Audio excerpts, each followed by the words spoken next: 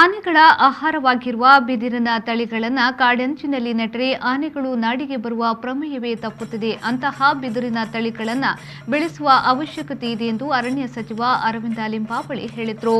ಅವರು ಒಂಟಿಕಟ್ಟಿಯ ಕಡಲಕೆರೆ ನಿಸರ್ಗಧಾಮದ ಸಾಲುಮರ ತಿಮ್ಮಕ್ಕ ಸಸ್ಯೋದ್ಯಾನವನ ಆವರಣದಲ್ಲಿ ರಾಣಿಯಪ್ಪಕ್ಕ ಬಿದಿರು ಉದ್ಯಾನವನವನ್ನು ಲೋಕಾರ್ಪಣೆಗೊಳಿಸಿ ಮಾತನಾಡಿದರು. ಪರಿಸರವನ್ನ ನಾವು ಸಂರಕ್ಷಿಸಿದಲ್ಲಿ ಶುದ್ಧ ಗಾಳಿ, ನೀರನ್ನ ಖರೀದಿಸುವುದು ತಪ್ಪುತ್ತದೆ.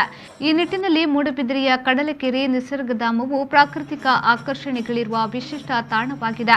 ಪರಿಸರ ಸಂರಕ್ಷಣೆಯ ಜೊತೆಗೆ ಪರಂಪರೆಯ ಉಳಿವು ಇಲ್ಲಿ ಆಗುತ್ತಿರುವುದು ಮಾದರಿ ಎಂದರು. ಸಕಲೇಶಪುರದಲ್ಲಿ, ಮಡಿಕೇರಿಯಲ್ಲಿ, ಬೇರೆ ಬೇರೆ ಭಾಗದಲ್ಲಿ ಅರಣ್ಯ ಬಿಟ್ಟು ನಗರಕ್ಕೆ ಬರ್ತಾ ಇದ್ದಾವೆ ಆನೆಗಳು. ಕಾರಣ ಏನು? ಅದಕ್ಕೆ ಆಹಾರ ಸಿಗದೇ ಇರುವಂಥ ಪರಿಸ್ಥಿತಿಯನ್ನು ನಾವು ಉದ್ಭವ ಮಾಡಿಟ್ಟಿದ್ದೀವಿ.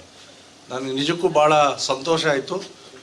ಉಮಾನಾಥ್ ಕೋಟ್ಯಾನ್ ಅವ್ರ ನೇತೃತ್ವದಲ್ಲಿ ಇಲ್ಲಿ ಅಧಿಕಾರಿಗಳು ಈ ಒಂದು ಪಾರ್ಕಲ್ಲಿ 50 ನಮೂನೆಯ ಬಿದಿರನ್ನು ನೀವು ಬೆಳೆಸ್ತಾ ಇದ್ದೀರಾ.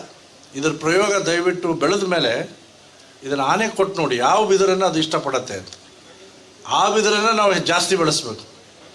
ಯಾಕಂದರೆ ನಮ್ಮ ಕರ್ನಾಟಕದಲ್ಲಿ, ಇಡೀ ದೇಶದಲ್ಲಿ ಆನೆಗಳ ಸಂಖ್ಯೆ ಜಾಸ್ತಿ ಇರ್ತಕ್ಕಂಥದ್ದು Karnataka. We are number 1 in the entire nation. So ಹಾಗಾಗಿ ಆನೆಗಳ ಸಂತತಿ ಸಹಜವಾಗಿ ಜಾಸ್ತಿ ಆಗುತ್ತೆ. ಅದಕ್ಕೆ ಆಹಾರನೂ ಅಷ್ಟೇ ಪ್ರಮಾಣದಲ್ಲಿ ಬೇಕಾಗತ್ತೆ. ಸೊ ಅದಕ್ಕೆ ಒಂದು ಒಳ್ಳೆಯ ಪ್ರಯೋಗವನ್ನು ಇಲ್ಲಿ ತಾವು ಮಾಡಿದ್ದೀರಾ. ಅದರ ಜೊತೆಗೆ ಯಾವ ಪಾರ್ಕಲ್ಲಿನೂ ಕೂಡ ಲೇಕ್ ಡೆವಲಪ್ಮೆಂಟ್ ಆಗಿದ್ದು ನೋಡಿಲ್ಲ ನಾನು. ಶಾಸಕ ಉಮಾನಾಥ್ ಕೋಟ್ಯಾನ್ ಅಧ್ಯಕ್ಷತೆ ವಹಿಸಿ ಕಡಲಕೆರೆಯ ಸಮಗ್ರ ಅಭಿವೃದ್ಧಿಯ ಚಿತ್ರಣವನ್ನು ನೀಡಿದರು.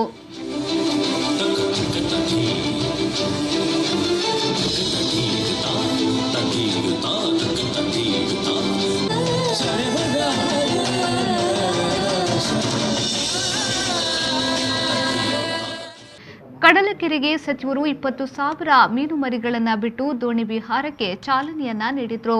ಈ ಸಂದರ್ಭದಲ್ಲಿ ಮೂಡಬಿದಿರೆಯ ಪುರಸಭಾ ಅಧ್ಯಕ್ಷ ಪ್ರಸಾದ್ ಕುಮಾರ್, ಆಳ್ವ ಶಿಕ್ಷಣ ಪ್ರತಿಷ್ಠಾನದ ಅಧ್ಯಕ್ಷ ಡಾಕ್ಟರ್ ಮೋಹನ್ ಆಳ್ವ, ಮೂಡಾಧ್ಯಕ್ಷ ಮೇಘನಾಥ್ ಶೆಟ್ಟಿ, ಮಂಗಳೂರು ವೃತ್ತ ಮುಖ್ಯ ಅರಣ್ಯ ಸಂರಕ್ಷಣಾಧಿಕಾರಿ ಪ್ರಕಾಶ್ ನಟಲ್ಕರ್, ಕುಂದಾಪುರ ವಿಭಾಗದ ಉಪ ವಲಯ ಸಂರಕ್ಷಣಾಧಿಕಾರಿ ಆಶಿತ್ ರೆಡ್ಡಿ, ಕಾರ್ಕಳ ವನ್ಯಜೀವಿ ವಿಭಾಗದ ಉಪ ಅರಣ್ಯ ಸಂರಕ್ಷಣಾಧಿಕಾರಿ ರುದ್ರೇನ್ ಪಿ ಮೊದಲಾದವರು ಉಪಸ್ಥಿತರಿದ್ದರು.